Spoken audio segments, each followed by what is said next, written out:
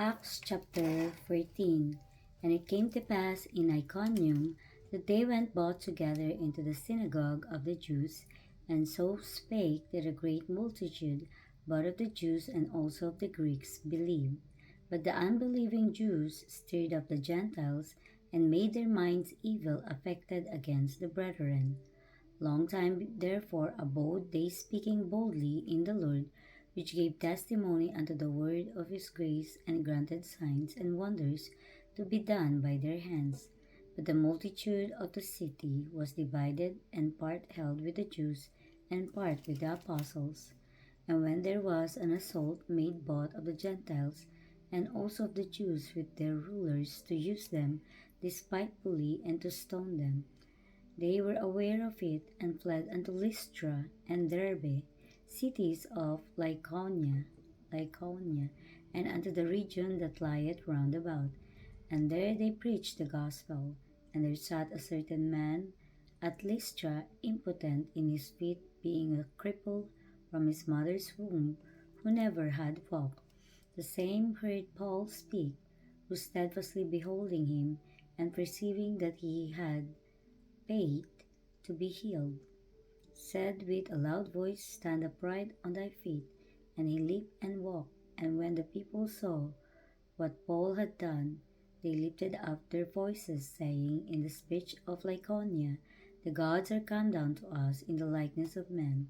And they called Barnabas Jupiter, and Paul Mercurius, because he was the chief speaker.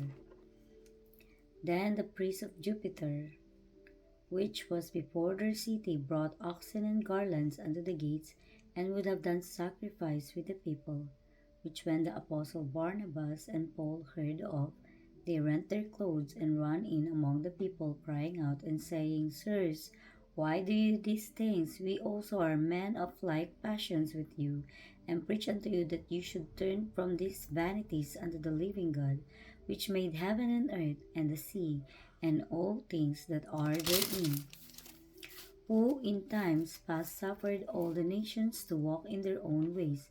Nevertheless, he left not himself without witness, in that he did good, and gave us rain from heaven, and fruitful seasons, filling our hearts with food and gladness.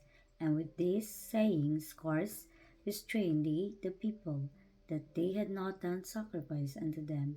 And there came thither certain Jews from Antioch and Iconium, who persuaded the people, and having stoned Paul, drew him out of the city, supposing he had been dead. Howbeit, as the disciples stood round about him, he rose up and came into the city. And the next day he departed with Barnabas to Derbe. And when they had preached the gospel to the city, and had taught many, they returned again to Lystra, and to Iconium, and Antioch, confirming the souls of the disciples, and exhorting them to continue in the faith, and that we must through much tribulations enter into the kingdom of God. And when they had ordained them elders in every church, and had prayed with fasting, they commended them to the Lord on whom they believed. And after they had passed through out Pisidia, they came to Pamphylia, and when they had preached the word in Perga, they went down into Attalia, and then sailed to Antioch, from whence they have been recommended to the grace of God for the work which they fulfilled. And when they were come and had gathered the church together, they rehearsed all that God had done with them, and how he had opened the door of faith unto the Gentiles. And there they abode long time with the disciples.